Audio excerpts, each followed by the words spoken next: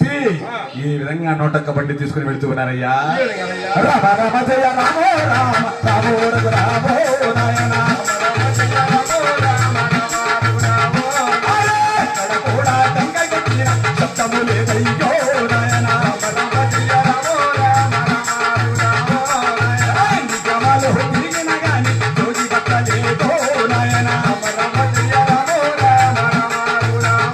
అరే గోవింద గోవిందో ఎన్న మాటే మరిచాదో నాయన.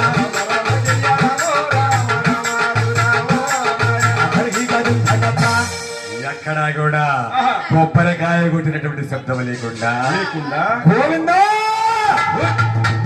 అని నామస్మరణ చేయకుండా ఎగువ తిరుపతికి బయలుదేరి వస్తూ ఉన్నారట. ఆహా, అది ఎవరు చూశారయ్యా? ఎవరయ్యా?